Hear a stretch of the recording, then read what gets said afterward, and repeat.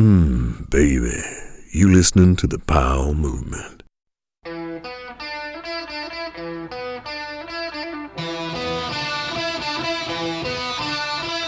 Welcome to the Powell Movement. I'm your host, Mike Powell, and this week my guest is a guy who I decided to interview based on him liking one of my LinkedIn posts. I saw the like and was like, holy crap, I'm going to reach out to Keir Dillon. I haven't heard from that dude in forever, but there was a time when he was the shit, throwing huge McTwists in the pipe. He was all over the podium for years, and when he wasn't on the podium, he was all over TV hosting events. The last I really heard of him, he was with the Frends Crew. They had their thing going for a little while, and then that whole thing seemed to fall apart, and then poof, it was gone. So I knew there had to be a good story behind Keir's life and times, and there's another wrinkle in it. One thing that I've been missing on the podcast, diversity. Most of my guests are white. Keir is black, and that doesn't matter at all, but it's interesting. I thought that race would be a big part of the story, and while we do talk about it in the podcast, I quickly learned that there are so many parts of Keir's life that are interesting that if we dove deeper into it, it would turn into a 2-hour plus long podcast, and I'm not in the business of 2-hour podcasts. I will say that Keir pretty much checks all the boxes that are interesting to me, and I really enjoyed this conversation. Before I jump into the podcast, I want to say a few things about how strange life has become. I mean, holy shit, things in this world have changed fast. I remember when this whole thing all started like it was yesterday. Why? Because I was sober for the entire month of January, and that is when I first started hearing about the coronavirus. Myself and a lot of others were at the outdoor retailer trade show in Denver, and the virus was being talked about, but no one was taking it as serious as we are today. I was definitely thinking about it while I was there, using sanitizer as often as I could, trying not to get sick, and staying away from the textile area of the trade show. That is the area where the factories from Asia come over and show their wares. And I know that's completely wrong of me to say, but I look at that as less of a racist thing and more of a numbers thing. One thing that I always make sure that I do, I make as many jokes as possible about the brew flu, whose only known anti-venom was Lyme. So I told a lot of jokes and I made it through the show healthy and then headed home. While I was thinking about Corona during my trip in January, when I got back to Seattle in February, I didn't think about it at all. And there's really no explanation for that. I mean, I was at a trade show just days earlier and I was thinking about washing my hands and this virus that could take over. But I get back to Seattle and I forget about it completely. I feel like I'm safe once I get home. Then, towards the end of the month, more and more news about Corona's destruction is coming out. And once March rolls around, I, like a lot of other people, realize shit is about to get real. But the first week of the month was Sleigh Ride, a big event at Stevens Pass to raise money for cancer research, and I'm on the mic for 13 hours. And while that was great, it would be the last time I'm at an event for who knows how long. I come home to my family and talk within the U.S. is about the Corona outbreak in Washington. I'm getting phone calls, people are worried about me and my family, and to everyone I'm like, yeah, it's here right now, but in a couple of weeks it's going to be where you are. Then, last week, schools in Washington were canceled. That's crazy to me. We get the call, we're not going to be in school for at least 2-3 weeks, and that's mind-blowing. I don't think that's ever happened in this country. More calls start coming in from friends in other states who are telling me, good luck with that. I can't believe your kids aren't going to be in school for a while. That's crazy. Well, in the coming days, schools will be canceled nationwide, and people who thought this was a Washington problem are starting to take this thing seriously like they should. Today, almost everything in the world is closed or canceled, from ski season to Vegas, and it's unlike anything anyone's ever experienced. While it's not like 9/11, there is some sense that we're all going through the exact same thing, and for some reason it reminds me of that time a little bit. One of the things I have found a little bit of comfort in is my Traeger grill. And I guess there's something to be said for great food. While it's only been a week, life has become staying at home, going on walks, Peloton rides, homeschooling, media, a root canal, and eating. And that's pretty much it. We're still eating really well because of the Traeger. I'm sure there's still shipping orders and this thing's going to go on for a while, so I highly recommend you pick one up so your meat will taste as good as mine. Your family will be stoked. Another thing I found comfort in is normalcy. And for me, that's easy. This podcast life keeps me socially distanced in my regular life, so this isn't too much different. You can count on a great new guest every Monday because that is what I do. I know everyone is treating this thing differently, and I respect that. But I will say that I do secretly judge everyone for their actions. And I'll end this rant with something I find funny about all of this. And that is the people who post things like, "Do you even know anyone with the coronavirus?" Or "The regular flu is worse, way more people die every year." There are so many things like that I have heard from a lot of people that I know. And while I'll never shit on those people for what they put on the internet, I don't think those posts will age well. I think things are going to get a lot worse, especially here in the US. But what do I know? I'm just a podcaster and I haven't taken a science class since high school. Please be smart out there. These are scary times and they will get better as long as we remember that we all are in this together. Now it's time for me to ask you to do a couple of things for me. First, please subscribe to me wherever you listen to the podcast. Second, post one of my episodes on your social media so other folks can learn about the podcast. And finally, please support my amazing sponsors who make this thing happen. They are Evo, Stanley, Spy Optic, 686, and the 10 Barrel Brewery. Now, let's talk to Keir Dillon. What's going on in your world today? Just at work, hammering a little bit. Where are you working? In Mission Valley in San Diego at my friend's CBD company. Do you take a lot of CBD? I have actually. I was on heavy meds for ADD and panic attacks and got off of the Klonopin, which is for the panic attacks, and literally 100% off of it. It's crazy. Do you still take medicine for ADD? I take Adderall, like about 25% of what my dose was 6 months ago. And have you been doing that your whole life? No, in my 30s, I kind of cracked my brain and just things went sideways. And then a psychiatrist had me on it, which, I mean, I probably could have, but like anything in life, it's a give and take. Do you think if you were to be on medicine controlling your ADD when you were younger, say in high school, that things in life would be totally different? Because I'm an ADD kid as well. Yeah. And I know the medicine kind of changes you a little bit when you take it. I mean, it's like a 4-hour burst or whatever. But yeah, when you're doing live TV, you probably don't want to take the medicine. I was actually on so much Klonopin and what's the other one? It's more of like a Band-Aid one for anxiety. Xanax? No, I'll think of it. But say a normal dose was like 1 milligram or whatever. And I was on like 4 or 5 doing X Games 3D live, just walking down the halls, bouncing off the walls, not walking like, oh my gosh, I can't believe I'm going on TV. But no, you're right. It alters in certain regards. You can focus and you can execute, especially in things that you're not super passionate about. You know, if you're passionate about it, I think it doesn't really matter. For sure. But it changes you. It's like my emotional state off of it. Like when I finally got off Klonopin was just like, oh my gosh, I can feel Earth again. I'm emotional. It's just different, right? Like it's kind of the numbing allows you to focus, but then you're also numb, AKA an asshole. Yeah. We'll start out with, there's so much going on with your career that I normally would have a little topic to start off the podcast, but I guess we did. It was ADD stuff. But we're going to jump right into it because there's so much that's gone on that this could go forever. So is it born and raised in the Poconos, East Stroudsburg, PA? Yeah. Did you ever go to the resort with the champagne glass bathtub? I never did, but I may have been conceived there. Who knows? But no, yeah, in Caesars, which is like up past Fernwood, which is, I don't know, about 10 miles from my house. Okay. So you're right there on that corridor where all the ski resorts are in Pennsylvania? Yeah. Like Shawnee, one of my best friends growing up, her parents owned it, which is actually how I got into skiing / snowboarding was they gave us passes. And then I worked at the Playhouse to get a season pass. And that was about 3 miles. And then Camelback, where I learned to ski when I was 4, is about 12 miles away. So literally right there. That was kind of like our babysitters. I think both your parents are entrepreneurs, but your dad, did he have a ski bum aspect to him as well? Yeah, I think they're both ski bums. You know, I think just coming from that era too, where you could get tickets for $7 and just, it was close. Yeah. But yeah, we used to go skiing all the time and then go up to Hunter or Killington and do the kind of quintessential car trips and hammer up. And yeah, he's the one that kind of pushed me into it. What did they do entrepreneur-wise? Like what businesses did they have to support you and your brothers? Let's see, my dad was like a painter and a sandblaster.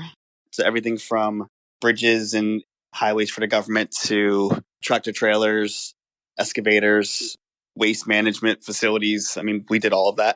And my mom was with that for a while. And then she was into women's resources and helping women. And then she, to this day, still does kind of like a glorified, like a year-round yard sale. But pretty much it's like Sanford and Son. The eBay version? More old school, just people coming by. I'm like, how do you make money? But it works. Was life comfortable growing up? I mean, rich, poor, average? I always say that we grew up middle-class Pennsylvania, which is California broke. But for us, it was, you only know what you know. So like we grew up on 100 acres Land is plentiful there. We had no rules. Like my brother growing up, he had 3 rules, which was beware of bear, don't smoke weed in the house, and go to school. I remember looking at that. My friends and I were just like, oh my gosh, look at those rules. Are you kidding? But yeah, I think my mom did everything she could to provide for us. And we kind of only knew the influence of where we were, right? So it felt like we had everything, even though we probably had nothing. If your brother has a rule, don't smoke weed in the house, he's younger, right?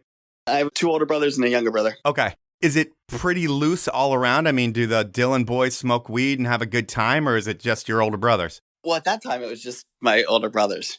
I was straight edge that's pretty much straight edge until I was 21. And then I think like a lot of people that were straight edge until they were 21, then obviously the pendulum swings the opposite direction. Yep, and especially in the world that you were living at that time, it's very easy to swing it in that direction. Yeah, I mean, I think even today, right? It just, I don't know, I feel so fortunate that growing up skateboarding and BMX racing and then snowboarding, we had like a group of older kids that were maybe like 7 years older than us that got kind of our parents' blessing. So like we were always just traveling for BMX or skating or snowboarding. And that really just kept us super focused. And they were all straight edge, right? So it was good influence / safety for our parents and also for us. It was a kind of very sheltered. And then even through high school and 1 semester of college, you're not really missing much, right? If none of your friends do it and you're chasing your dreams and hammering, it's not really a big deal. Yep. Speaking about chasing your dreams, so you start out skiing, and when do you first see snowboarding? I forget the exact year. I guess I was 11, so that's 88. It was at Shawnee, and they only allowed you to go snowboarding on Thursday nights on one trail. Let's test this. The East Coast was weird. A lot of resorts, you'd have to take a test. Yeah. You'd get on one run, and they'd punch your ticket, and you could go snowboard after you passed the test. Yep. I mean, I remember being 16, and we drove across country to Aspen, and we pull up to Ajax, and there's a half pipe at the bottom, but it was like, the mountain doesn't allow you to snowboard, but we're having a contest at the mountain where you can take a snowmobile ride up and then you hike the pipe. That's so crazy. Yeah, the industry's come a long way. And you're skateboarding a shit ton when you're a kid as well, but I think the difference between you and a lot of other kids skateboarding is you skated a lot of vert as a kid, right? Yes, we had a vert ramp in our backyard and we're always building ramps, but to say that I skated it, I guess, is a kind of loose, I was never any good. I loved skateboarding. We'd always get on like cheap skates down in New Jersey and just a bunch of different parks. And I remember skating Upland out here in California the year before it closed, but I was never any good. You could ride the ramp though? Yeah. Early grabs and things like that, but never got to like the kind of next level. Was your ramp where everybody would come congregate after school and just session your ramp all day? Yeah, it was ours and one other older artist kind of, but they had a pretty sick vert ramp. Between the two, yeah. Having parents that are really mellow and a bunch of land kind of made our house the free-for-all, come hang out and have a good time and just don't do anything super stupid. The people that had that ramp like you in the backyard, and if it's a nice ramp, people would hear about it and you'd get some names showing up at your house every once in a while. Did you have any skaters that you looked up to show up and skate your ramp? I was pretty young, so I'm sure we did, because my brother talks about things like that, but I was just oblivious. I was like the annoying younger brother trying to be like my older brother. Okay. And are your older brothers snowboarding? No, my older brother was more into skiing and then he kind of blew his knee and transitioned out of that. I was like the one that really just kind of went all in on it. Yeah, and you start at 11, and I think you start competing at about 13. But when do you start doing well in contests? I like to think it was day one. No, I'm joking. But it wasn't long. When you think about it, it's like the industry was so new that who you rode with is like Mid-Atlantic area was kind of everyone that did it, right? So I got sponsored by Burton at 15, and I think it was from like a mogul contest, right? Okay. So just like to paint the picture of the time frame. So it wasn't like a ton of people. And then we'd always go up to Vermont and get destroyed. It's like, oh, do you want to go up to the Green Mountain Series and just go get 98th place? Or do you want to like hang out in Mid-Atlantic and win? So yeah, I mean, I do good in our area, but it was like 5 people. And are you only focused on pipe at this point? I'm sure you're riding everything, like you said, moguls, but was pipe your specialty? No, I mean, we didn't have pipes in the beginning. It was a lot of slalom and GS racing. So you were still in that window? Yeah, still in that window. And literally the race suits and training gates at the mountain, and which is fun. I mean, I loved that. And then half pipe riding came, I guess, like 16-ish. That's the year that you qualify for nationals when you're 16. I think you're a sophomore in high school. Nationals are Minnesota. You definitely want to go, and you just need to buy a car, and then it's a road trip. Yeah. How does that all work out? Are your parents cool with it? I erased half my memory. You know it better than I do. I love it. My parents were like, my mom was the greatest gift I ever got was my mom just believing in me and believing that dreams can become reality if just encouraged. So I think the fact that we were with older kids that were trustworthy and she could see the passion, she kind of was like, okay, if I can point you in a direction, you'll figure out a way to make money and have a life out of it. So Nationals was awesome. We just drove across country and we had one of those phone dialers that you could put up to the payphone and make free calls. Yep. You know, it kind of made the sound of quarters. And I had one of those too. yeah, friends went over there and we met like Jamil Khan and John Summers and Ian Spiro and JJ Thomas. And you had all these people from different clusters of the world. And it was the first time we'd ever seen the pipe dragon. Our minds were all blown. Like, wait a second, what? This is like actually a half pipe that has shape. It was cool. It was such a cool gathering of people, especially at that pivot of time of like a real half pipe. Yeah, and I would think you meet people that are going to be your friends for the next 20 years. How does that Nationals event go for you? I think I got second to John Summers, who was like already heading towards mega star status and was also one of like the cooler humans on earth. So it was just, you couldn't picture it going better. Meaning you come from the middle of nowhere, Pennsylvania. You show up with your friends. You do well. Your friends do well. Meet really cool people. It was kind of like one of like pivotal moments, right? It's kind of just gives you hope without even realizing it. It's like you're not the only one. It's not you and your 10 friends just in Pennsylvania. There's hundreds upon hundreds of kids doing it, and you're with the best of the best. And this is bigger than anything you probably thought it was. Totally. And even that mountain, you know, Biwabik, Minnesota, I think is like a man-made hill, but they had like this crazy ski jump there. I remember Travis Rice hitting this massive kicker and you're like just shaking your head like not in a million years would I hit that. And just, you know, mind being blown in all different directions. You get second and you come back from Nationals and it's back to school and back to regular life. In high school, what group do you fit into? I mean, I played sports. I played basketball, pretty athletic in that. I don't know. I guess kind of a nomad in sorts, but I never felt like total outcast, but also was not into all the normal things. I don't know. I never got really hung up on all that stuff. I guess like most kids, you're in your zone and you got your crew of friends and gambling, playing Uno and Monopoly and hanging out in restaurants, wondering why they're staring at you while you're playing 5 hours worth of Monopoly and snowboarding and skateboarding. I never played Monopoly once in high school, but I was not straight edge by any means. Exactly. They're like, can you kids go get drunk and get out of here? Yeah. You're messing up my tips. Yeah. Is there any instruments or anything else, or is it just snowboarding and basketball? No. I played drums. My brother still plays bass guitar, and that's what he does for a living. And so had our bands and toured around different punk bands and got into that for a minute, but it never fully lit me up. That whole being on stage is even a struggle to this day. Yeah. It's a cool thing to know how to do. I wish I would have played an instrument when I was younger. Yeah. And I have my kid doing it now because it's just a talent. I mean, given with drums, you can't just break it out anywhere. But if there's a drum kit, you can impress a lot of people with what you know. Yeah. But like you said, it's like to be able to play piano and to walk into places and be able to like share, you know, it's like being good at volleyball or snowboarding. You're like, cool. As opposed to, let me see your skateboard, kid, and like busting out some cool stuff and blowing their minds. Thinking of high school with you and being ADD and probably not diagnosed at that point because not too many people were, was it a total challenge for you? I was actually talking to my brother about this. I'm really good at math, so math was really easy. My spelling to this day is terrific, and my reading is terrible. I feel like I cheated 90%, but I also feel like the teachers cheated for me. It was really weird. There was like this cluster of people I felt for me or against me, and they were both pulled in those directions. So I made it through school getting good grades. I also think in Pennsylvania, half the school is Montessori, the other half was kind of public, but it was easy. I think also when you're somewhat of a good kid, you get probably a lot of just extra credit for not being a total annoyance to the system. But there was a lot of cheating in favor. It was definitely a village type showing to help me get through. I think back at that time, it was like that for everyone. And now I don't think you can cheat as much as you used to be able to. No, my daughter's showing me on her phone. She's like, oh, here are my grades live time. She's like, oh, they didn't post that score yet. I'm like, oh my gosh. Like now you have to actually like create a dummy site to represent what your school would show to show your parents like a fake site. And there's going to be kids that are doing that. Oh, I hope so. There's money there. So you're sponsored by Burton at this point. You're getting through high school. There's a plan for college because you do a semester. Where do you go to school? I went to East Stroudsburg University.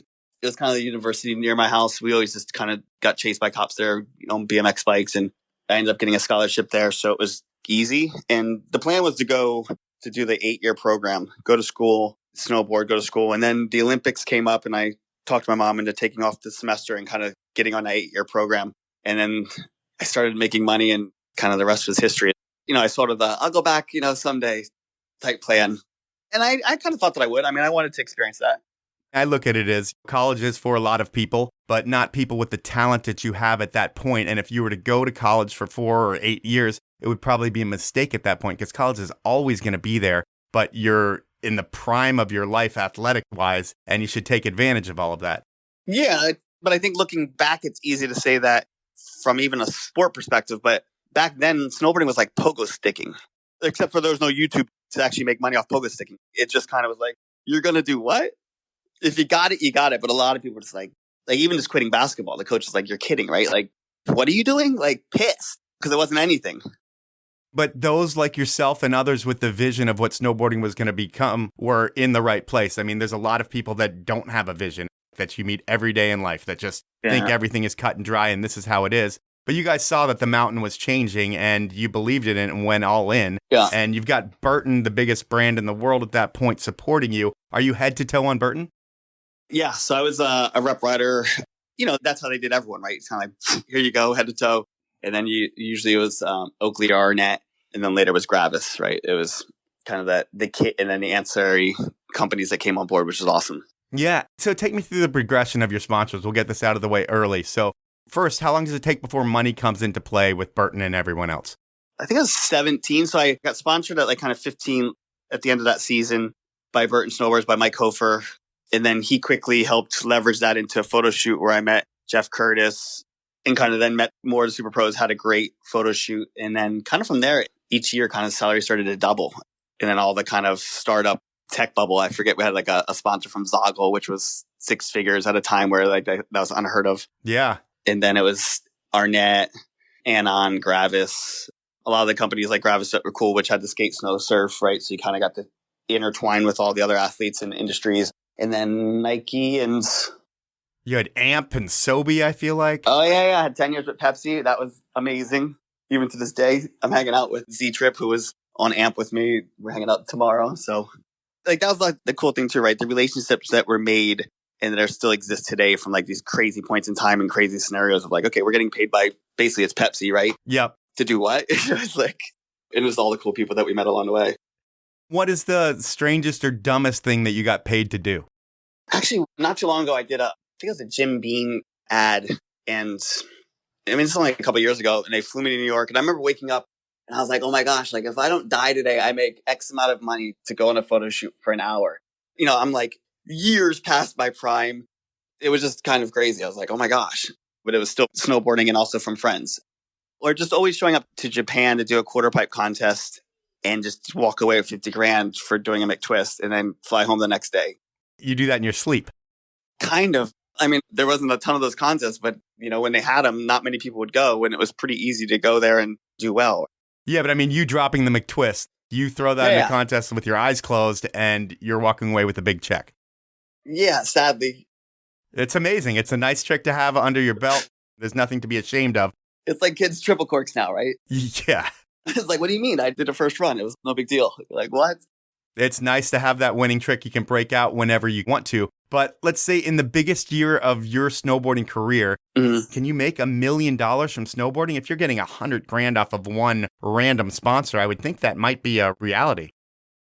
I was fortunate and unfortunate in the sense of, I remember being in Norway, my contract was up with Burton Snowboards. We'd had an initial conversation of what my salary would be.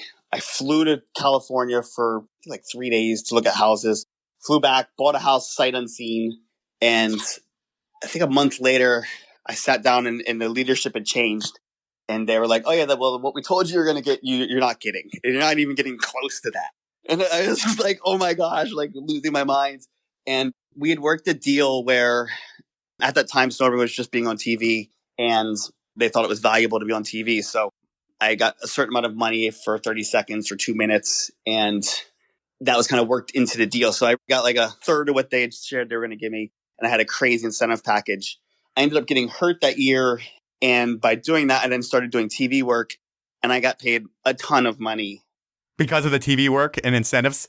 Right, by being on Fuel TV. So it's kind of like this also segue of why I got into TV was why I got hurt. And then I had an incentive package that kind of allowed me to actually work on my hosting skills. So yeah, there's about 3 years that I made more than $1 million. Wow. You hurt yourself in what, 2006? Was that your shoulder? I felt like I was getting hurt every year. But that was a big one that kept you out for a little bit. Yeah. But either way, it doesn't matter when you got hurt. Yeah. But that's cool that you had that incentive package. And while it might have been a bummer when you're going into that negotiation and you find out everything's changed, it worked out for you. So you get the last laugh. Hopefully not a laugh. Hopefully it's a win-win for everyone. I'm definitely grateful for all of it. But yeah, at the time you're losing your mind. You're like, I just bought a house and now I can't afford it. Now it is time for me to take my first sponsor break. And I'm going to start it out with Evo. And if you haven't been to evo.com, well, that's where it all started, and you can still go there today, even in the face of COVID-19. I do need to let you know that Evo has closed their retail locations until further notice. It's the responsible thing to do for employees and consumers. I wasn't surprised when Bryce decided to be the first retailer that I know of to shut all of his doors while still paying his employees. That's the kind of person that he is. And he built his site, evo.com, to be the best in class for all things ski, snow, bike, surf, and beyond since it went online in 2001. They carry all the brands, all the products, and all the things that you need to go out on your adventure. And with these challenging times, it's more important than ever to buy the backcountry gear that you need to finish out ski season or whatever else is on your list to keep you entertained while we are distancing. While you're over at evo.com, check out some of their branded products that are as good or better than the big brand stuff. When you check out, you'll get 20% off of branded gear using the code POWEL20. And Evo offers free shipping on orders over $50, a low price guarantee, and a no-hassle return policy. My next sponsor is 686. Last week, they surprised me with a pair of their Everywhere pant. And this pant is always sold out, but they had restocked. I love my pair, and I wear them so much that I think people are starting to notice. So when another package arrived at the house with another pair of pants, I was stoked. I didn't have to send an email asking for another pair, and this pair of Everywhere pants came with a note saying, just as sick as the last pair, but a baggier fit that thousands have asked for online. This fit is a limited run, and as promised, my new pants feature that same water-resistant four-way stretch material that is just as comfortable as wearing sweatpants, but you can wear these pants to a meeting or even climbing if you're into that. The pants feature the same number of well-thought-out pockets and a looser fit that still looks awesome. I can now say the warmest gloves that I've ever owned are from 686. The best jacket I've ever owned is from 686. And while I never would have thought it, I have never worn a better pant than the Everywhere pants that 686 makes, and you should wear them too. You can get the Everywhere pant in both fits and a ton of other cool stuff at 686.com or finer retailers around the globe. My final sponsor during this break is Stanley, the brand that has been a leader in keeping things hot and cold for over 100 years. They invented the vacuum bottle, and you've seen it so many times in your life. You know, that green bottle that kept your grandpa and your dad's coffee hot all day long? Well, Stanley still makes a bottle like that, now in a bunch of colors, and they work better than whatever you're using right now. The reason Stanley is the leader in hot and cold is because their product is better. I mean, they created the category and they keep innovating. But Stanley makes so much more than that iconic bottle. I personally use the water bottles and pint glasses daily, and my drinks stay hotter or colder than yours by at least an hour. You deserve that same quality. Now you can get 30% off all Stanley products by heading to their site, stanley-pmi.com, entering the code POWEL and the number 30, all one word, and boom, it's that easy. I just saved you money. Those are some of my great sponsors. Now, let's jump back into the podcast. On the other side of sponsorship, I always talk about when you get picked up by sponsors, but there's an end, a breakup with sponsors. That happens with everyone. And I think for you, probably maybe between 2008 and 2010. I'm not sure when the year is. Yeah. When you've been with Burton forever and you have so many relationships with the brand, and there comes a time where you really can't do that much for their brand anymore, how does a breakup like that happen, and how tough is it on you? Well, first, I think we all paint stories in our head, right? What do they say? Like 50% of what we remember is not real. Right. So I was fortunate that during that time was when all the next generation was coming up, and we'd started Frends with Danny and Kevin and Mason and, the whole Frends Crew. And so it was cool because they helped regulate me of like, oh, wow, this is why I got into it. Even though I'm towards the end of my career, they really helped me understand and be grateful for what I had had instead of just kind of being bitter. Yeah. And you also get to see like how hard it is. There's a very good exchange of where we were, being 10 years apart. And because of that, then I'd started a company. So it was, do I want to go for the Olympics? And I think it was 2010. And I trained the year before. I'd always heard like, hey, train your hardest and then make the decision to quit. So I did that. So I went right from snowboarding into still hosting X Games and then started Frends. So it was kind of like dating a girl and then dating another girl, switching. Like there's no like gap. So I was able to appreciate all that Burton had done for me and all my sponsors. And a lot of them actually even continued into hosting in the startup of Frends. I still have dreams though, like where in my dream, it's not as romantic as how I remember it, which is kind of crazy. Almost like showing up to school naked. It's like I have these weird kind of reoccurring dreams of how our relationship ended. But all my sponsors supported me to the end, past what actually they probably should have. As they should. You're a legend in the sport, and it's always nice to take care of legends and keep them around. So it's a cool thing to see. But this year, the loss of Jake is terrible and sad. He influenced every snowboarder and most of the skiers I know, too. He's a true visionary. I'm assuming you spent a shitload of time with him or some time with him. Yeah. What's your best Jake memory? I mean, there was probably a 7-year period that being a part of the global team, their whole rider-driven mentality and what they share is totally true. I mean, we'd meet 4 or 5 times a year going over products and hanging out with him. I mean, I had keys to his house and to his cars, right? Like if I was in New York, I could go out and just hang at his house. So he was definitely like a father figure in that regard. I think some of the best memories were probably just those product meetings, sitting on the couch, especially the beginning, because you're here with Jake and he's like looking to you for the answers. He's like, I don't know, like what color should it be? And you're like, you're kidding, right? And just like anyone, I think what makes people succeed sometimes can be viewed in different ways, right? He was crazy competitive to the point where golf matches were like, you gotta like, I'm glad I have a contract here because this is getting kind of heavy. But it's that type of competitive nature that transcends towards the love of a sport, towards wanting to really pioneer it. And just all the stories, right? Like talking about wanting to run ads in magazines and the ski magazines being like, no, like, dude, save your money. Not even being rude, just kind of like, why would you give us money? Like, no. And just kind of like pioneering a sport. All those sort of stories was just cool. Even just as a snowboarder, trying to then come up and have our career and, hearing from him what he had to do for him and then also Burton. And this bringing together of different unique individuals in the mixing of pots, especially with Gravis, like I was sharing of having the skate community come in, and it was just so different than snowboarding and a lot of memories, with other athletes. All right. Well, I will say that's the sponsorship part of this podcast, and you win the sponsorship part of this podcast. No one's made $1 million that I've talked to. So it's pretty cool to hear that you could actually do that in snowboarding, because at this day and age, there's a couple guys that can, but there were more guys that could back when you were coming up, because the sport, while it's gotten so mainstream now, back then it was just starting to get mainstream and everybody wanted a piece of it. So that meant there was a lot of money being thrown around, which was awesome. But at this point in your life, you're graduated high school, you do a semester at East Stroudsburg University. When you decide to drop out of school and focus on snowboarding, do you move? No, I lived with my dad until I was 24, until I got married. And then I met my wife at the Whistler contest. It was like a crazy kind of 3-day scenario. But met her, and then when we got married, we moved to Vancouver, BC. But no, I mean, my parents got divorced when I was young. They lived on the same property, a house on top, house in the middle of the property, which is kind of crazy. And they were crazy. But for a kid, my dad was super chill and easy. And it was like, why go pay rent? I think I rented a place in Mammoth.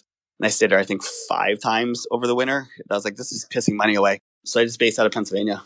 Your life from 97 to 2007? Yeah. You're a fixture on the contest scene. Yeah, exactly. I know it varies, but how many contests do you think you do each season? Oh, God. I don't know. I know that I would fly 150,000 miles on United alone each year. So I did that for a decade. Each trip you go on is at least 5 days. Oh, yeah. Then you have sponsor obligations that you're traveling for, other media. You host a lot of events on TV. You have to be on the road, like 200 days a year? Yeah, no, easy. Then especially Mount Hood was the early days. And then once New Zealand opened up, then it just became pretty much year round. The crazy thing is, like, even today when I think back about it, it's like anything in life, right? When you're in it and everyone that you associate with is in it, like you show up to Aspen, it's like, oh, there's my crew. And you show up to whatever contest in Europe or filming and there's my crew. You're traveling around and living this crazy lifestyle, but yet everyone's doing it. So it feels so normal. Yeah. And who is your crew when you say that? Because you have the Frends Crew, but before the Frends Crew, who were your friends? Well, the early days was Luke Winan, one of the, I guess, early 686 riders. I heard you talking about them, which is cool just to see the evolution of that company. Holy cow. So it was Luke and local friends where I grew up that were crazy talented. And then some Burton riders. And then it was John Summers, Jamil Khan, Ian Spiro, kind of like the Blair Rosen, more of the New York kind of Burton heads. And then Trevor, Andrew, and I did probably 5 years together of hardcore traveling. That guy seems to be killing it these days. Destroying it now. And like most athletes, like, we talk about making $1 million, but I've also lost everything too, right? So it's the highs and the lows. And you look at Trevor now and he's destroying it again. But it's like there was a lot of dark times in there that he had to dig deep and reinvent himself. And even going through that now for me, it's just like, wow, it's these cycles, right? And that's the greatest gift that I think of when snowboarding is if you can remember back to it and appreciate it's like what it teaches you about dreaming and following through and fighting for things. And then you hit kind of easy street and then it kind of crumbles and then kind of like rinse and repeat. Those are the magic moments. And that's what I'm so grateful for from the industry as a whole and just seeing creators and whether it is Trevor doing artwork or other people, it's just like, oh yeah, constantly reinventing and how do we create value for ourselves and others. Well, before you start creating value for yourself and others, you're a young buck. You're 21 because that's when you start partying. It sounds like you have a ton of money coming in. And what is life off the snow like? I mean, I was a low dollar amount gambler, meaning I just loved to gamble, but I was never any like super big high stakes. When you say gambling, are you like throwing dice with your friends or going to the casino? More casino, blackjack, later poker, but more blackjack or just gambling, Uno, Monopoly, anything, right? It just kind of risk. It doesn't really matter. Like just something to get those experiences of energy going up and down. That kind of snowboarding kind of risk tolerance, like just pushing it, right? Yep. But again, not like at a high level money amount. I went straight edge and then I was doing GHB and then got an ecstasy in like the 98-ish area. Whoa, you're not fucking around. Like anything in life though, right? You don't know. Not if they don't know, but it's kind of like, I don't know. It's only drugs that you don't do are weird. I don't know if that makes sense. So I kind of got into that and I was in New York City. I was still living at home. So I'd fly in, be in New York City, party, go home or travel. But it was it's funny, right? The stories we tell ourselves. So it was still more weekend style. Like social drinking, but social drug use, kind of? Yeah, I guess so. That's the story I told myself. It never became a problem. No, I didn't say that. I'm 20. I didn't want to jump ahead, right? We should talk about that now because we won't get back into partying later. To fully jump ahead, like my full life imploded. I was in rehab and then struggled with it for a long time and have been sober for 8 months. So it went totally off the rails. Did it impact your snowboarding? During my snowboard years, it wasn't like an addictive drug in that sense. I think it was like a good balance, a good opening of creativity. I'm kind of by nature more of a shy kid, so it was a good defense lowering mechanism to be able to be social and open up a little more and kind of acquire those skills. The Whistler McTwist, which was literally a pivotal moment in my career, I met my wife. Actually, Burton was about ready to fire me. I went to a rave that night in Whistler, partied till like 7 a.m. I was out with like a sub team manager and he's like, dude, you got to snowboard today, like in an hour. So I went up to the event, was starting to do runs and my legs were too tired to do a full run. So I started doing one hits. At the end of the contest, they did the one hit contest. So I ended up getting on like 4 covers, won the event and had like an epic day, met my wife later, but had partied the night before. That was almost like a pivotal, like, hey, idiot. But drugs weren't a problem then because everything worked out. Obviously, it was a problem. I had partied the night before one of the biggest events of the year. I just got lucky to turn it into something good. Well, I would look at it as a problem if you showed up at the biggest event of the year and you were too tired to ride at all. And that would be the problem. But if you're able to get out there on the hill and do really well, yeah, I just look at it as you like to have a good time and you know how to handle it. Yeah, I got lucky for sure. So you were able to get through that problem, and I'm going to brush over that a little bit because we have so much more to talk about. But a shitty situation to be in, but good that you're 8 months sober, and that's awesome. But when you look at the snowboard industry from your time as a whole, there are not many more industries that have so little diversity in them. I can't think of any industry like that. Did you ever experience any racism in any form in snowboarding for just being you? Yes and no. Meaning, I think whether you're Asian or anything in the snowboarding realm, right? We're traveling so much, there's going to be a little bit of, whoa, not used to seeing that type of person. Sure. I also just think that we internalize or feel what we also like project. So I didn't grow up with a ton of that. My brother did, but I kind of didn't. So I just never acknowledged it, even if it was there or cared. The only real racism I felt was the very subtle stuff, right? So just like you're sitting at the airport and someone like slides their bag over towards them. You're like, dude, I wasn't going to steal your stuff. So it's more like subtle stuff. There wasn't much like blatant in your face. I didn't really feel it like that. I mean, obviously you can tell you're the only black kid on the mountain, like, or in all of St. Moritz, or like, Yeah. like you go to towns, you're like the only one. Miles would be like Blue in Avatar. I think also being blessed to be good at something, you can care less, right? You're like, whatever. So I feel it was almost more, I could see the benefit from a marketing perspective or from leveraging it for good than caring about any negative. Yeah, I was going to say, do you think brands ever took you on, not just because of the talent you have, but because of your skin color as well? 100%. There's nothing wrong with that, meaning like to not acknowledge that would be crazy in anything, right? It's not even color. Like if you're just a well-spoken, marketable human and you're good, but there's someone that's great, right? Like, there's a lot of snowboarders, skiers that are just incredible athletes that didn't want to play the game or couldn't, or whatever the reason is irrelevant, but like that were just not given the opportunities due to not playing the game, I guess, to use that as a simple version of it. So yeah, 100%. And you know what's funny to me is that for as white as snowboarding and skiing is, there was a time when you turned on the X Games and it seemed like the only black dudes that you would see in Aspen were you and Sal as the voice of the X Games. You guys ever laugh about that? All the time, for sure. I mean, literally all the time. I mean, Sal was a huge mentor of mine from even just being an athlete to then getting into TV work. Same thing, right? Like there's some kids that have hit me up that I talk to all the time. You know, they can text, talk, whatever, that I help mentor, and just anyone pushing the sport forward, I'm a fan of, right? And then anyone that you can further identify with, you know, whether it's color or where you're from or anything, to me, that's what it's about. Well, I'm hoping that these sports are so young in terms of the majority of people that do them are 50 and younger, especially I think on the snowboard side, that hopefully people won't even think about color in snowboarding. You can't really see what anybody looks like anyway. It's all just face mask and goggles. So, you know. But as humans, right? As humans, I think we like to identify, whether it's East Coast pride, whether it's, you know, America pride for traveling. That's just how we're almost programmed from sports and just that clusters of people, right? But yeah, it's nice when it gets outside of color and just more gets into other areas of identification.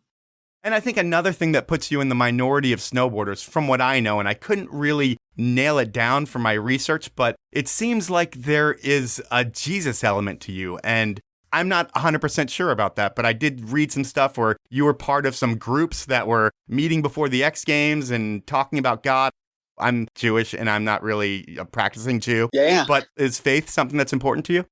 I've always been a spiritual person, sensing energies and in God, or I think the vernacular that at least I put to it has evolved from, you know, being God and Jesus to maybe more spiritual. But yeah, there's the lighthouse in Mammoth was a huge haven for me of just feeling love and feeling security and being around people on and off the snow were in alignment. The whole church there and Kelly Clark and Luke Winan and other people for a good amount of time. That was a huge part of my life. Like I remember it was me, Brian Iguchi, and Johan Olsen in Valley, Nevada, Chile. And I'm like, they're the kind of like new on the scenes. And I like have my Bible with me and I'm with Iguchi and Johan, who are just two legends. And Johan's just completely pushing the limits of life. And he's like, Gooch, let's go down to the club. And he's like, you, no soft cocks in the disco. And I was like, holy cow. Like, okay, welcome to the pro team. But yeah, I wouldn't say that I'm super religious now, but still very spiritual and tapped into thoughts. I never remember you ever outwardly saying anything about God on live TV or anything like that. Is that calculated? I guess it's calculated in the sense of like, I don't like to push my stuff on people. Yeah. I love debating things that are important to me and like, to seek and understand and try to have good conversations. But religion and politics and, you know, the quintessential ones are just not my style to care enough to push stuff or have conversations that, you know, just people don't really move. And I don't know. Well, we're going to get off the God topic now. We'll go back to the Olympics. And when you started snowboarding, the Olympics weren't a dream. It was the X Games that was everyone's Olympics. And then the Olympics start getting talked about, and then they are on the docket. When you first hear about snowboarding being in the Olympics, what are your thoughts? I thought it was awesome. You know, I respect people like Terrier that had opinions and were further down the line and helped create the sport of snowboarding, right? They'd done a lot more. I definitely come on third or fourth string. But I grew up loving basketball. I grew up loving track. I remember watching Carl Lewis, you know, win the Olympics with my dad in Florida. So like I looked back of old paintings when I was visiting my mom and like I'd drawn the Olympic rings with like this woman hurdler and just it kind of had always been in my dreams. So when snowboarding came on the scene and even just sports in general, I was smart enough to look at my dad and be like, you're 5'10" and a half. My vertical's like a 12-inch. Like, this isn't going to work out. Like, I love playing and I still love playing to this day, but it's not going to work out. So when snowboarding came and the Olympics came, it was like, oh my gosh, like there could be like hope here. Who would have ever thought that you could cheat your way into the Olympics? Like, this is like high school all over again. This is amazing. You could cheat your way through. But no, I was literally, I don't want to say selfishly looking at, but I was kind of selfishly looking at like, wow, this could be a really cool experience. Yeah, I would be in the same position as you. It's like, whoa, this new highway opened up that's going to be faster than the other highways that were open before. And it just so happens that it opened the day I got my license. Exactly. And back then, I think there was the belief that snowboarding in the Olympics would create a lot more snowboarders, sell more snowboard product, and it would better the industry. While at the same time, the industry would sell its soul a little bit and license out its image to the stale, corporate, corrupt Olympic Games. Now that snowboarding's been a part of the games for a long time, who do you think won there? Did snowboarding help the Olympics more, or did the Olympics help snowboarding more? I think it helped snowboarding in the sense of if you define help as bring awareness, money, and new, younger riders into it to keep it alive, I think that it helped through that definition. I think snowboarding helped save the Olympics from a point of then you're bringing in these kids and then the soul of snowboarding and of action sports as a whole, pumped into the Olympics to give it something. I don't want to say like, oh, like snowboarding helped save the Olympics and therefore the Olympics owes us or vice versa. I think a lot of things have helped and hurt the industry. I look at it as I don't know how many new snowboarders were created by the Olympics because the stuff that you saw you guys do in the Olympics, the regular person could not do. Just looking at a half pipe for a person that's never snowboarded before is a very intimidating thing. But I think it gave the sport some exposure, and I think it created a great thing for the athletes where the athletes became more marketing vehicles because they had a bigger platform to stand on. Yeah. I don't know how many more snowboards it sold, but I wasn't really looking at the numbers back then. So what do I know? But I know it definitely increased the ratings. Kids that were 18 and under weren't watching as much Olympic Games as they were once snowboarding came into play. Well, yeah, I think it's also the long tail of it. Seeing young kids that I know, they're nowhere in the realm of where I would picture kind of young kids that are into skating or snowboarding that I see skateboarding outside of my house. It has opened it up to be another mainstream kind of sport. Oh, yeah. Everything's totally mainstream now. What used to have like an underground culture that was cool to be a part of, kind of like punk rock, has become as pop as Justin Bieber. Totally. But for you, when you're around 18, you really don't have a chance to make the Olympic team yet. But knowing that it's going to happen has to make you hungry to make the team in 2002. It's crazy to think that the 2002 Olympic Games was 18 years ago. Holy cow. Yeah. The 2001 season should have been the biggest year of your career to date. It's the year that will get you into the Olympics or not, and there's only the 4 best Americans are going to make the team, and you don't make that team that year. How close are you? That's the year that it was Danny, JJ, and Ross, right? Yes. It's funny, actually, I just heard JJ speak. He did a keynote, and he was reliving those moments, which, again, I've erased a lot of my memories. So I was like, oh my gosh, I forgot. I forget the details, but yeah, You were within a point of making the team. I was very close. Well, the one that was within a point, I think was the next year round. You were within 0.3 points of making the team the next year. Okay, yeah. Either way, I was close. So close both times. And maybe it's part of the ADD or whatever, but I went and saw a psychiatrist, a mental coach, even just thinking about like, I had a lot of negative type thoughts. Like I'd even write on my board, like, don't choke, and then wonder why I'm choking. There was definitely a problem with throttling it too hard and not realizing that someone like Sean wins because their 80% is 150% of a normal person. So they can just reel it back to 80% and win. Mm-hmm. I was always showing up trying to do 150 and hoping that the numbers would work out that I could land that run. But yeah, it was mind blowing because I think also the stories that you're telling yourself at that time, and maybe they're true, who knows, but it was like, if you make the Olympics, you're probably going to medal. But if you make the Olympics, you're set for life, right? So like even the added pressure of like, I'm from Pennsylvania. I come from nothing. Yes, I have sponsors, but this is kind of like, this is the moment. JJ Thomas is still giving keynote speeches. Totally. That could be you if you get that medal. Yeah, I wasn't thinking about keynote speeches. I was just thinking paid forever. Who knows? I don't know. Like when you get $1,000 when you're young, you think you're pretty much retired. But yeah, there was the pressure, but there was also that excitement. You're like on the cusp of something that is like beyond being able to comprehend. So there is a letdown when you don't make the Olympics, but the saving grace that year is, I think what your original Olympics was the X Games and you get a bronze in the X Games that year. I think you get it the next year as well. Yeah. Does that make you feel better of not making the Olympic team? Well, I mean, I guess maybe, but it definitely helps you keep sponsors because as a contest writer, you're either podium or you're done, right? And rightfully so. But I mean, part of being on the Burton is you do understand there is a business aspect, and if you're not performing, you're not getting paid. And I think at a certain age, it's kind of like harsh to hear that, but I don't know, it's part of I think the culture there, and back to Jake's competitive nature, where to other people it's a little mind blowing, but when you're in it, you just understand.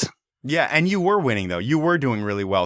You had those 2 bronzes at the X Games. You won the World Superpipe Championships in 04 and 05. And I think from 2002 to 2006, you were on the podium about 16, 17 times. So wow, you were doing really well. People were stoked on you and Burton supporting you. But with contests, you are judged. Mm-hmm. While there are times when you think you have a winning run, judges may see that otherwise. And are there any contests that you left feeling like you were robbed? The simple answer is yes, because it's a judge sport. And that's what I used to love about racing. But I remember my dad saying to me one time, because I was complaining about something probably, and he's just like, listen, if you want to not complain and win, then you have to win at a level that it takes it out of the judge's hands. Like, they have to give it to you.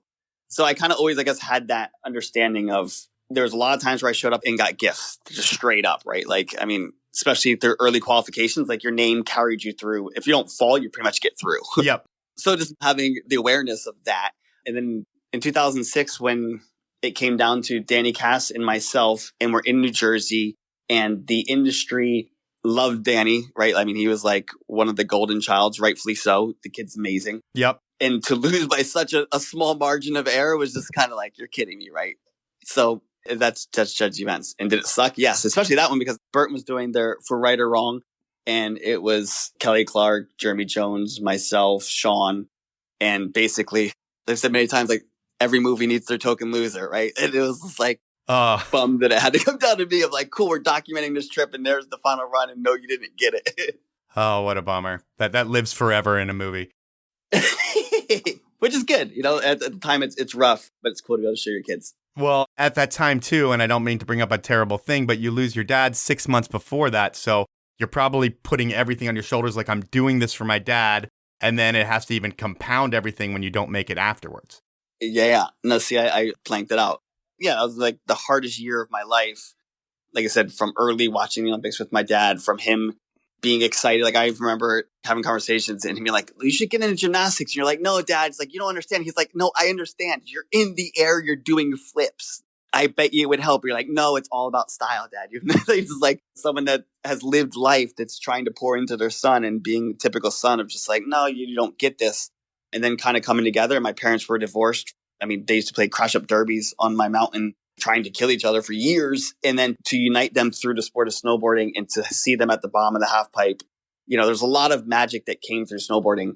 So then when he did pass, you know, it was kind of like, oh, and this was like a moment, right? It was a moment that we've been looking for. So yeah, that year was shitty in so many ways, beautiful in so many others, but it was a tough one for sure.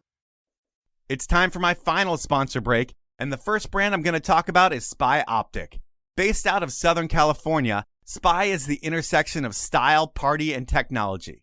They've been supporting snow, skate, moto, wake, and more for as long as I can remember. And some of the best athletes in the world, like Phil Casaubon, Eric Jackson, and Tom Wallish, proudly represent Spy. The reason why the best want to be on Spy's product is because they have been creating goggles and sunglasses that look better than everyone else's, and the Happy Lens outperforms any other lens on the market. I don't have time to walk you through the tech, but next time you're at the shop, try on a pair of Spy goggles or sunglasses and see how much better the lenses are compared to what you're using right now. And check out how much better you look. Don't thank me yet. Thank me after I save you 20% off anything on the Spy site. You know the drill. Go shopping on spyoptic.com, then enter the code TPM20, that's all one word with the number 20, when you check out, and you'll enter the Save and Support program. You save money and support me. And it's easy. Spend $1,000, enter the code, and you only pay $800. My final sponsor is the 10 Barrel Brewery, and they have been brewing beer out of Bend, Oregon since 2006. And since they started brewing beer, they are committed to skiing, snowboarding, biking, and drinking beer outside. While I see a lot of copycat brands out there lately trying to mimic what 10 Barrel is doing in the outdoor space, no one puts their money where their mouth is like 10 Barrel. This year, They produced both a ski and a snowboard movie. The ski movie is Watch This, featuring Lucas Walks, and then they have Hold My Beer, a snowboard movie featuring Curtis Cizik.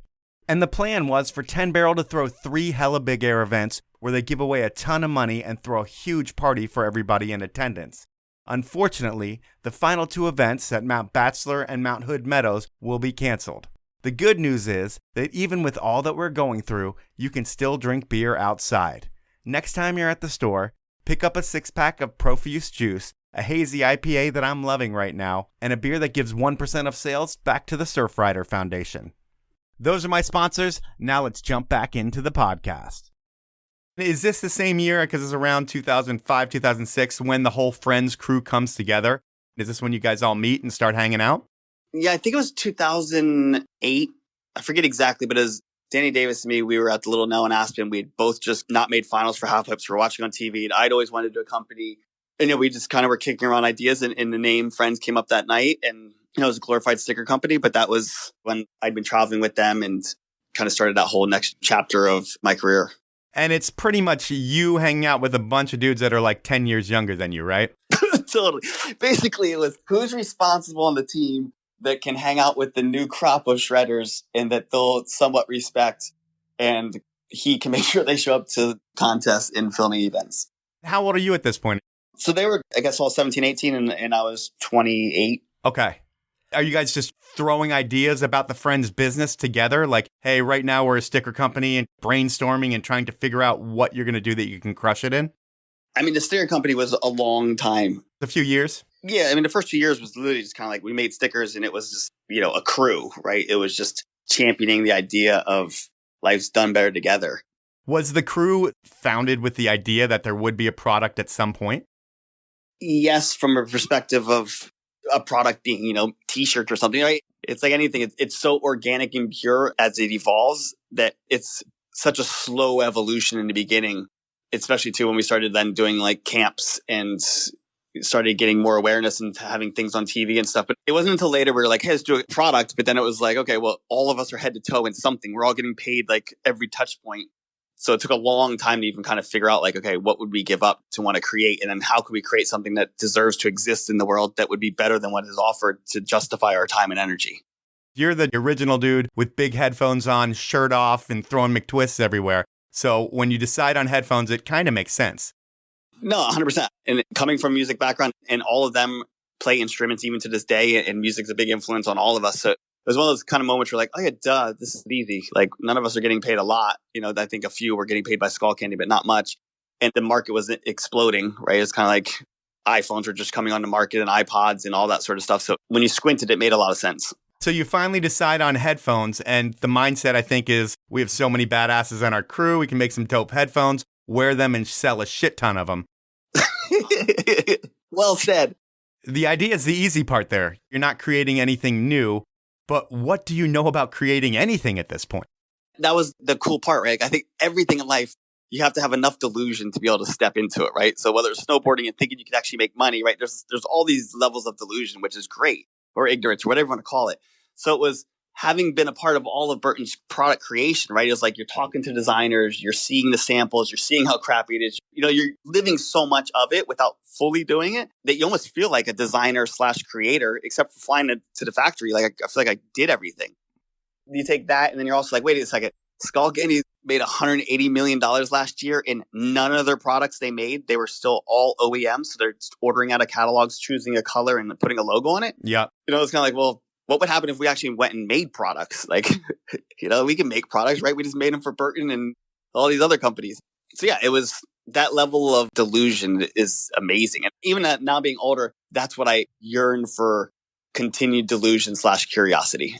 I think when done right, when you have that level of delusion, if you get the right people in place with you, then it's easy to go and win. But if you try to do it all by yourself, it creates a lot of challenges because while you've worked with designers, you've worked with engineers, at the end of the day, you were the athlete and you were out on the road a lot of the times and there was stuff that you didn't see going on too, but you're going to learn over the next 10 years with Frends. Yeah. When this thing starts, is it something where all of the players involved have to put a big chunk of change into to start the company? Are you getting outside funding or is it a combination of both? A combination of both.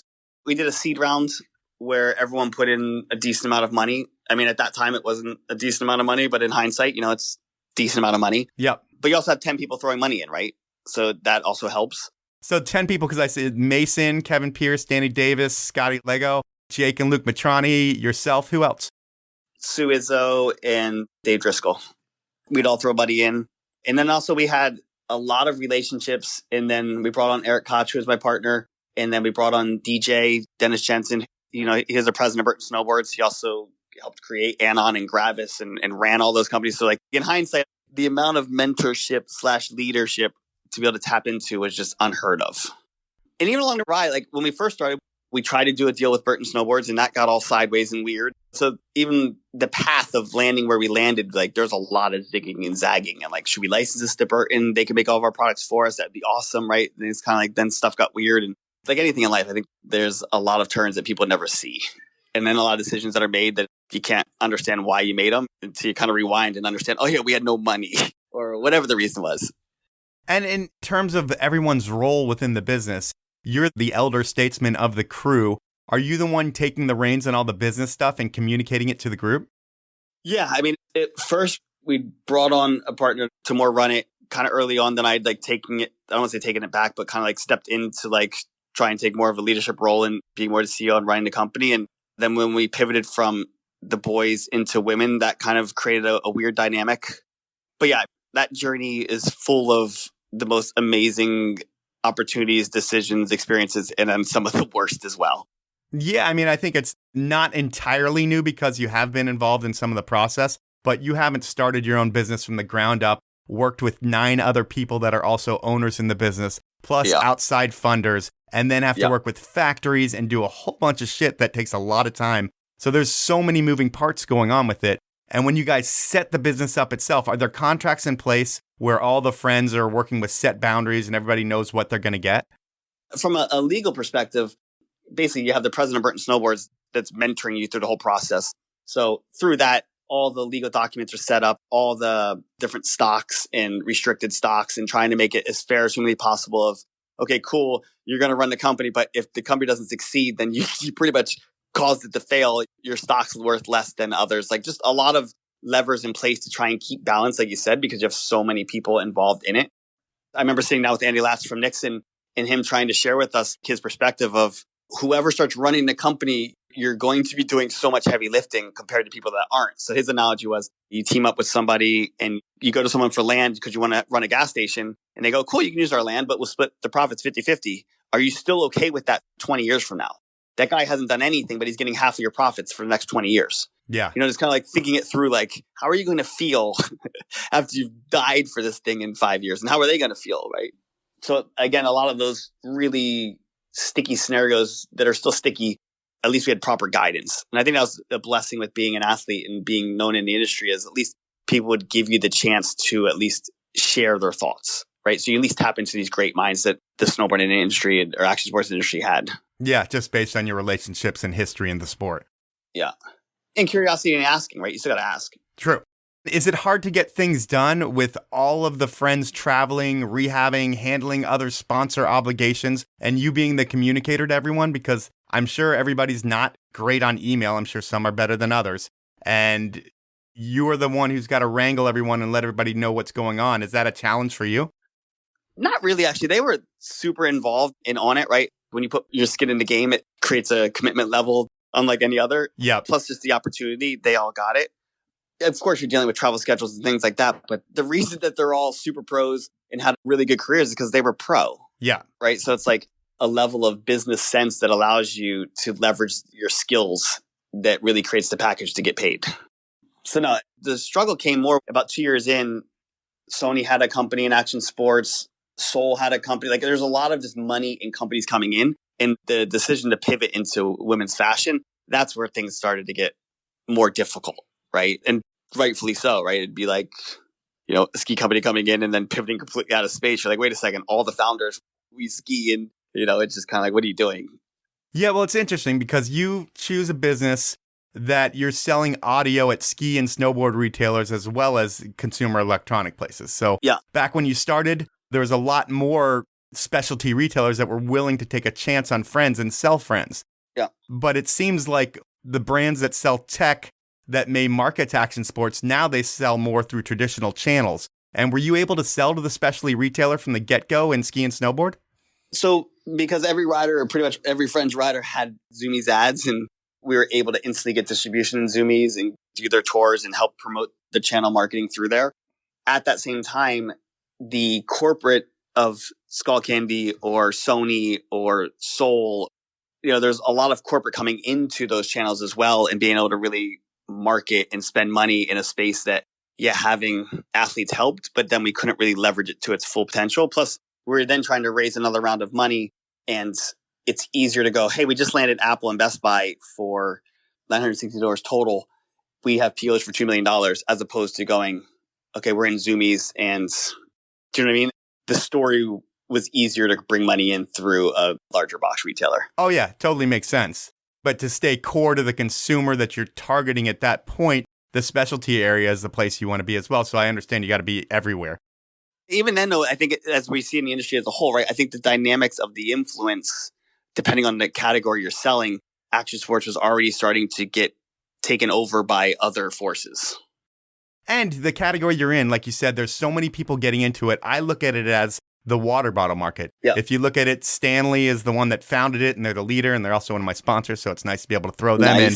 But everyone else has come in and copied them, and when you have 200 copies, it's definitely going to dilute the market. And when you got in, there wasn't 200 copies. But by the time your product launched, there was a bunch of other brands out there with a lot more backing than you guys had, because these are big, heavy hitters, and it just makes it a much more competitive marketplace.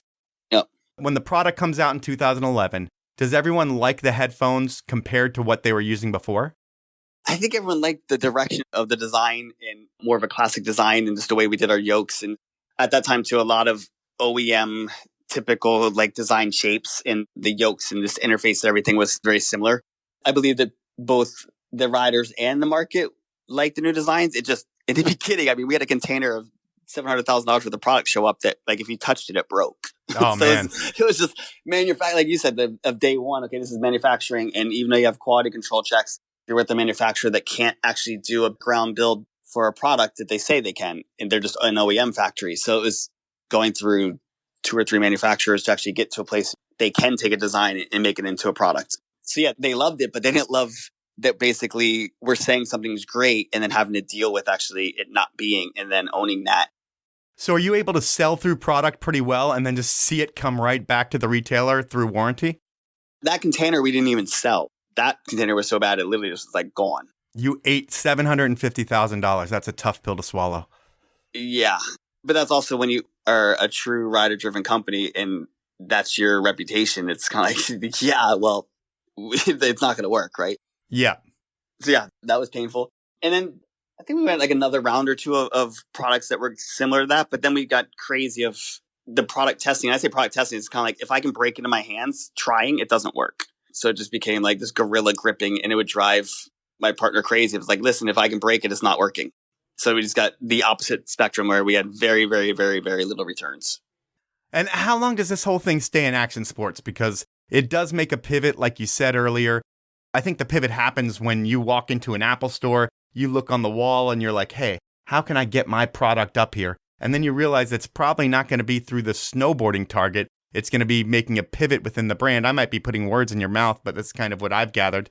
No, you're spot on. And at that time, when I looked at it, Nixon was on the wall, right? So to differentiate, it's the path we're on right now is just not working, right? You have Nixon, who has a ton of money, ton of resources, and they have also great product. They've kind of already secured that placement. And now it goes back to even the Burton days of understanding AK, Burton, Analog, Ronin, how they would cut the segments and, speak to different customers and their personas and all that sort of stuff. So that was ingrained in us to be able to see that. And really was a mixture of what you described of walking in and trying to figure out how we can land it. But we were trying to figure out how we land it because we needed to raise money to actually start producing more. When I say producing more, just building the brand itself. Okay. So not just producing product, but I would think that's an issue too, is you got to have capital to build product. Yeah, especially when you blow up your balance sheet by having product that either explodes on you when you touch it or by selling into retailers on consignment and then it not selling the way you projected, right? I mean, all the typical quintessential startup and also this larger company inventory management and understanding of that. Okay. So The brand has a shift. It starts in your head of how do we get on this wall? And the hole that you see in the market is that there's nothing catered to women that can make a headphone more of an accessory piece that can be accessorized with whatever their clothing is or what might be important to them that might not really sell as well to the men's market. Mhm. How do you communicate this to the Frends Crew?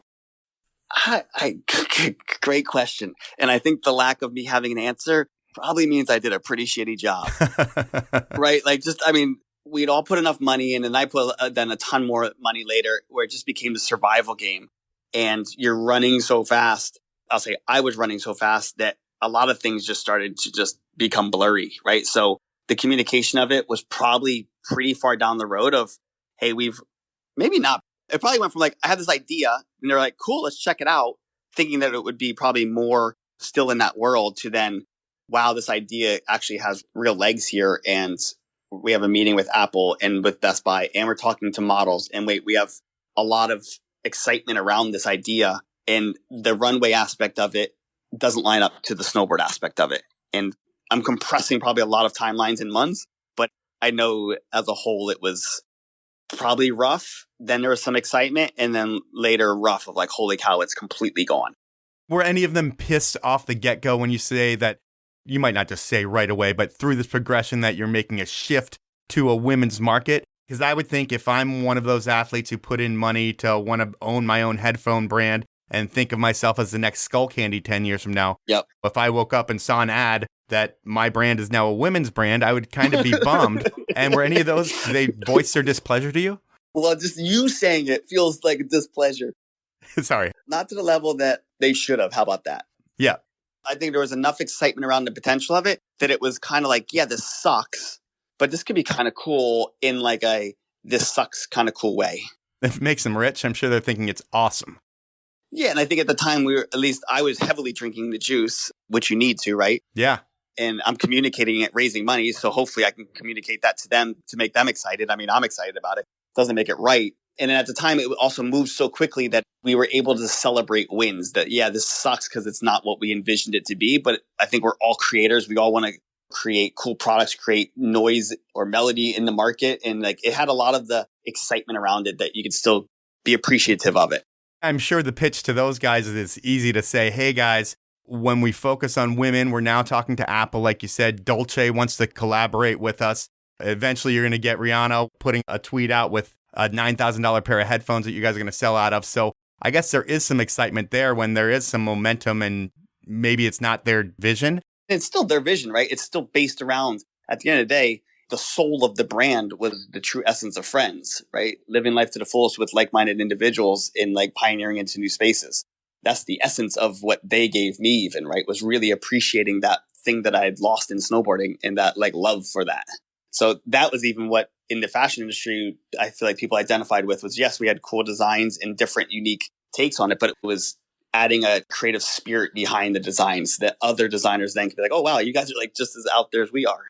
Then you bring in Sheen. I don't even know how to say his last name. Molaman. Yeah, Sheen Moman. He's based out in New York City. It sounds like he has a history with creating lip balm, morphine lips. He sold that. And do the other dudes approve of you bringing in an outsider to the Frends brand? By that time, we were already deep into women's. At that time, approval or not, I think was... It doesn't matter at that point. Yeah, sadly, it doesn't matter. I think that goes back to whether it was through investors or even for the crew, the breakdown of communication that I let happen and the not listening and just getting super hyper-focused on the business, that was a loss on my side. You can say that too, but you also have to look at yourself as the captain of the ship who believes, and the captain of a ship always has to go forward. So that's what you're doing. Yep. As long as you're believing and you're passionate, I think that, I don't even know what I think there. But when you have a bunch of dudes that are making products for women, do you have women's focus groups? And how are you able to make sure that the product is on target for women? Well, one, we brought on Newt Sear. She was a CK model, like back in the day, quintessential, found in Park in New York City. And she was like right-hand woman, for lack of better terms. Like all design meetings she sat in on. We used Maj Design in LA. He's incredible. He did Skull Candy's design. He has his own fashion watch and glass line, but also just has a real understanding of capturing the essence of ideas. It wasn't like we were especially at that time, you couldn't go to women and go, oh, so what would a woman's headphone look like? They're like, I don't know, it'd be pink. And the whole idea was, how do we capture the essence of an accessory a woman would wear, whether it was functional or not, and infuse that into a product that presented audio. So it was very kind of pulling items together that we could see working in the industry for a target consumer and just adding a different functionality to it. The company goes on for a couple years, and I think the next big milestone within the company is Shark Tank. Oh, gosh. You guys go on that show. Ashton Kutcher is the guest shark, and he was a total dick to you guys. And I feel like the show went as bad as it could go for you. And you guys totally weren't prepared, and it was a little noticeable, and everyone seemingly shit on the brand. What's the mood when you leave a show like that and realize that's not going to look good when it comes out? We knew it was already like a low percentage that we could knock it out the park and make something out of it. But at that point, we were so desperate. We almost didn't go. And at the last second, I was like, let's just get on the plane and make this happen. Like I said, underprepared. Everything you said is true. And it was the only time my mom in my entire life said I could have done better. I was like, Mom, like, you've never said that to me before. And I don't need to hear it now. Thank you. Yeah. But when I watched it, the show was actually at least 100 times worse than what was presented. And as you said, that was probably one of the worst ones ever. But it was just so much worse. The editors felt bad for us. Wow. They had to have. It was that bad. You know, Ashton's mentor was one of our investors, Ron Burkle. So we thought, okay, we have it in here. Ashton knows our brand. He's friends with all the people that wear our brand or are a part of it. And yeah, clearly that didn't translate over. I don't know. I think it's also one of those times where you show up to a contest and you know that you really weren't prepared. It's like, yeah, you fell, and it's kind of like, it sucks, but it's like, what did you expect? I think there's a lot of things they pointed out. It finally penetrated through. It's kind of like when you're with an athlete and you're like, dude, you blew out your knee. Like, you shouldn't be drinking right now. And like, some people just don't really put that together. Like, hey, I should take care of myself if I'm going to rehab and then get back to whatever I like to do. They were able to penetrate on a few ideas, right? Like the idea of running a company while losing money. Yeah, there's a lot of wins in there, but like, it's not really that hard to get it financially stable and to break even and to really create an engine that creates value for your investors and just for everyone. That's where the art of running a company comes together. So there's a lot of like wake ups. I also think the mentorship that I received was always build a brand, inflate the brand, sell the brand, not how do we run a company that doesn't need to raise money, but a company that makes money to then make more money. Yeah. With that show, does it hurt the business, help the business getting that exposure? Because it is a marketing vehicle as well, given the message might not have been great, but are you able to see an uptick or anything once you get off that show? Yeah, I mean, we had PR plans in place and we definitely sold more product. I think as a whole, it was more of an ego hit for myself than any effect on the brand itself. And for a good decade, I had an astrologist that Vogue magazine rates her top 3 in the world. I mean, she bats like 95% with everything that's happened in my life, good and bad, which is kind of mind blowing. And, you know, she was she's like, yeah, it's not good for you, but it's fine for the brand. And I would say that she was spot on. Another thing that can't be great for the business is in 2016, one of your partners sues you for the money he said he invested in 2011. Yeah. He wanted you to pay him back at 7% interest, whatever happens with that, because it sucks when you start a business, I look at it as business is risk. Yeah. You guys all risk the money that you put in. And you know what? The business took a right turn. And because those guys didn't speak up for themselves and yell when they needed to, you can't come back 5 years later and say you want the money back. But what happened with that? Yeah. So from my perspective, right, again, we remember 50% of what we actually remember was the boys had loaned money. We had then agreed, and this was this meeting that we had in Las Vegas, and I have text messages on everything. We agreed that everyone wanted to roll their money into the company. Part of that was when Scotty went to go roll his in, we were just about ready to do a raise. So as a friend, I was like, dude, you might want to actually just wait so we can do this raise. And then if you wanted to roll it in later, you're going to like save dilution probably like 20 or 30%, which that in itself is probably illegal. But I was just looking out for him. And we had never circled back to then rolling it in, because when you go to roll it in, like everything was so legally tight at Frends that it would basically cost about 30 grand to kind of reopen the books, to redo the cap tables, to kind of redo another, because basically it'd be rolling in. So we didn't do it. And then enough time went by, money becomes more valuable. And whatever happened, he was basically like, I want my money back. And we're like, what do you mean? You've already like rolled that in. So that's my take on it. What eventually happened to it was it didn't end up holding up. That all aside, it was more the emotional, even just now, it's kind of like it's such a bummer to lose a friend and to see people act, which I'm sure he could say the same thing about me, in ways you're like, what just happened? Like, really? And I understand the influence of outside people sharing, whether it's lawyers, whether it's friends, whatever it is. Like, we haven't talked since. And it's crazy. It's sad, right? It's just like, holy cow. Like, I know that I had your best intentions, period.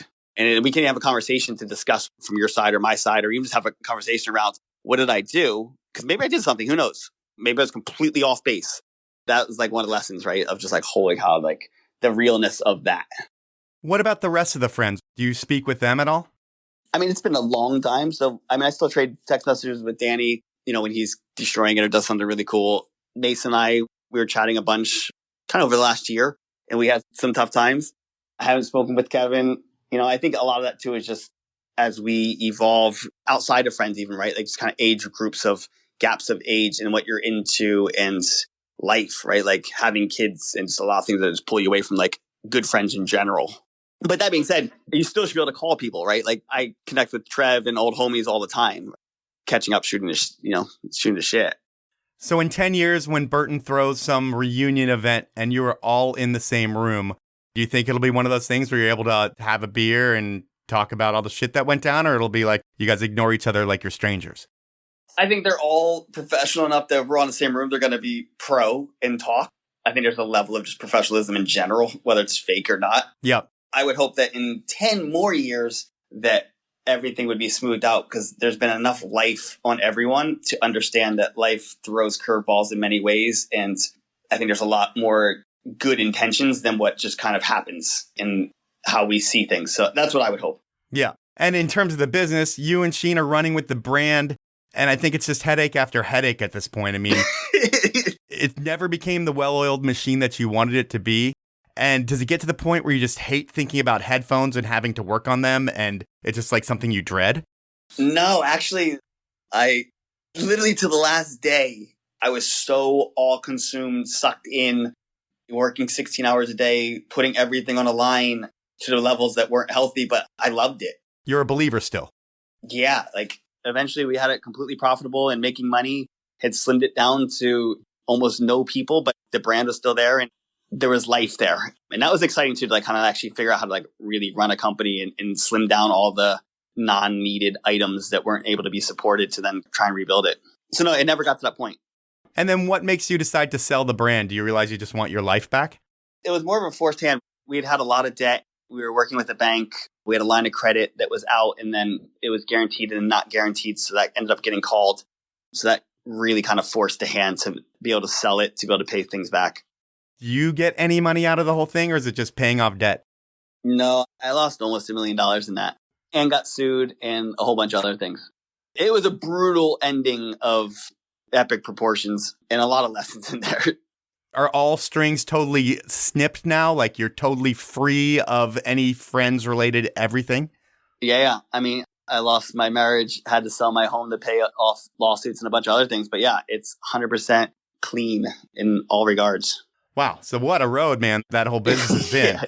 And for a guy like yourself, and I'm guessing you're the one that likes risk and reward, from your snowboarding career to being an entrepreneur, it's got to be something that weighs high, especially ADD people love highs and lows, I feel like.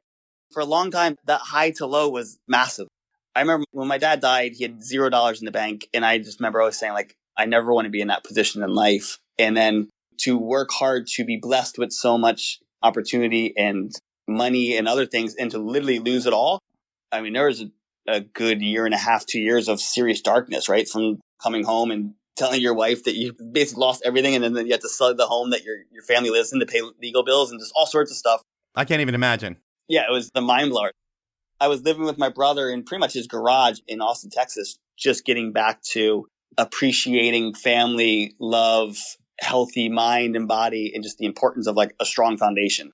And when you lose that, right, you're screwed. So it was just kind of getting back to basics. And it was awesome because running so hard as an athlete, at 18, I was gone and I had good relationships with my family, but not really to the level of like, oh, this is like what people say family first.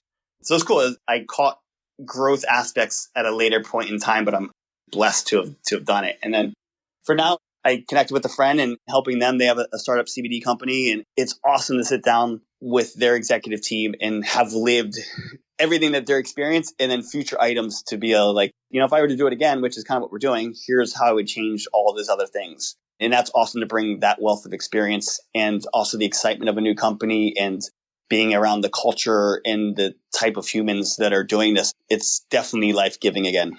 Well, you're definitely getting into another business that might not have been big a few years ago, but there are so many CBD companies out there right now. It is crazy. So it's going to be an interesting road there as well.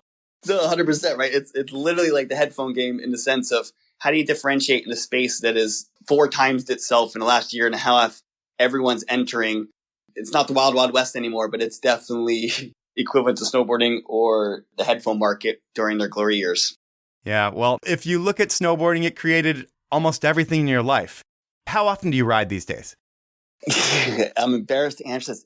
It's literally been 7 years. I'm hoping to go either next week or the week after with a friend. We're going to just go up to Big Bear. But yeah, it's been 7 years. I mean, during the whole Frends thing, I was so all in with that. I would always tell myself like, oh, snowboarding's cool. But like, I just basically would lie to myself so I could just keep hammering at work. And when Jake passed, it was really kind of just writing like a thank you, which is like, oh my gosh, like snowboarding literally gave me everything, right? I mean, as a kid from Pennsylvania, there's no industry there. There's no nothing there. To be able to even dream about doing things and the travel and experiences, it literally all comes down to snowboarding and everything forward. So it's that combined with also when I got completely off the rails, forgetting that the outlet from an ADD mind of being sucked into something so pure and also the mindfulness of it and just the meditative aspects of riding and the chairlifts and carving and hitting jumps and being focused and all the gifts of snowboarding, taking that away, the long-term effects of that is mind-blowing. It's slowly sucking the life out of you by not infusing those experiences in, especially when you're used to it, right? Yeah, I mean, it's like, how often do you really have fun like that anymore? And you haven't done it in 7 years. Totally. So at this point, I have something that I call inappropriate questions. I close the show out with them. And I get someone that you know to ask 3 inappropriate questions, but it didn't work out as planned this week. I had Trisha Burns connect me with Luke Wyman, and I was going to get Luke to ask you some questions. But Luke got back to me. We were emailing, and our final communication was a minute before we started this podcast. Right on. So he was happy to help out, but unfortunately, we didn't get him to record the questions. The good thing is I'm pretty quick on my feet, and I can come up with 3 inappropriate questions for you. Absolutely. I won't make them too inappropriate because you've already shared a shit ton of stuff that would normally fit into inappropriate questions. But we'll say, in the late 90s, there was a Sims World Championship event in Whistler. You won the halfpipe portion of that contest. You held up the big oversized check, and I believe that Sims check bounced. Is that true? That is true. That was that golden weekend I was talking about. But yeah, it bounced, and they didn't pay it for, I think it was a year and a half. And which is a weird thing coming back the next year and kind of like, hey, where's my buddy? But they lived up and paid it eventually. With the oversized check, you were on the podium 17 times in 4 years. Do you have the oversized checks at home, or what do you do with those? I have a few items of memorabilia in my storage. Eventually, you don't care. You're just giving them to friends or giving it out in the crowd or, like anything in life. Once you have a lot of it, you marginalize its value. It's like, whatever. It's a token of that day. So no, I have a few of them. You care more about getting the real check that cashes. Yes, but I would think when you're in your 40s or 50s, it would be sweet to have 17 oversized checks lining a wall somewhere in your house. Totally. But then again, it would just also be nice to have those values in the account. With question number 2, between traveling with snowboarders and traveling to be on television, you've probably got to meet a lot of your heroes and a lot of people that like to have a good time. What's the biggest rock star thing you've ever seen? Like the move where someone rips out the chandelier or just does some shit where you're like, holy shit, only a rock star would do that. Actually, that you just sparked one. This is when I was like early on the Burton team. I think Roman DeMarchi and like a lot of the kind of European heads that were blowing up at the time, we had all come together. There's about 10 of us. Burton would do like a yearly meeting get together of all the super pros. And we were in Paris, and I forget the name of this hotel, but it's like number 1 or 2 most expensive, gnarly, just you can't stay there type of hotels. And we were there for a week. We were in this room and there was a chandelier. And I forget who it was, if it was Trevor or Roman, but like literally swinging from a chandelier. And it's probably been there for, 500 years or something. But it was just a mind-blowing experience. I mean, we've been out of our element in a lot of places and, flying first class internationally and all that just because of we flew so much. But like that was one moment where you're just like, this is not right. And I think Jay-Z had played later that night and it was like a private, the size of a very small kind of couple room house. It was a pretty like, oh my gosh, these guys are not playing around. We did a lot of crazy things, but I don't think like we were super belligerent. Mike Rankwit. Yeah. I mean, I don't know. I remember getting pissed on by like Peter Line and Rankwit and then like, yes, I don't know. I guess it's all the lens you're looking through it. All right, I'm going to jump in with my final inappropriate question. You have done a lot of live things on television. What is your biggest foot in your mouth moment? I'm sure I have tons of them. I would say it was more of an overarching one of, I remember showing up to one of my last X Games and just the big air tricks. But no, it was actually slope style. The sport had evolved without me. And it was just calling tricks incorrectly, just not calling them correctly and just getting blown up on my text messages. Like, dude, that was not a frontside double cork. That was a blah, blah, blah. And you're like, oh my gosh, you're just realizing that you have 3 more days of just sucking. I don't know if it's like a moment, but it was just like, that's just a nightmare. Yeah. Like the reality of like, dude, in this sport, you got to be on it. You have to be fully there or you're letting yourself down, the viewers down, and the sport down, and you're going to feel the consequences. And I for sure felt them and they were harsh. Man, well, I would not want to be in that situation. That is the podcast. I want to thank you for your time. You've been one of those guys that have been in the forefront of snowboarding at the most important time, I feel like. Late 90s, early 2000s, it was such a big time. You were everywhere, and if you weren't in the pipe, you were on a podium or on the microphone. Your name was everywhere. You created a brand with a bunch of dudes. That all went south. Your life was going south. You turned it all around. It sounds like you're in a good place now. Sounds like you're a happy dude who can look back, talk about all the shit that went wrong and right without really giving a fuck. Just this is how it was, and this is how I'm going to be moving forward, and that's pretty cool. Nah, I appreciate it. Like you said, it is the journey. I think that's what's lit us up through all the years, right? Of pioneering through and owning the good, owning the bad, sharing it.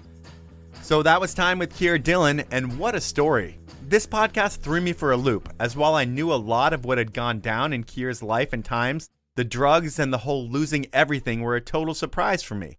I usually know that shit going into these, but I didn't with Keir. I thought the show would have a lot of snowboard contests, some race, some religion, and the whole Frends fiasco.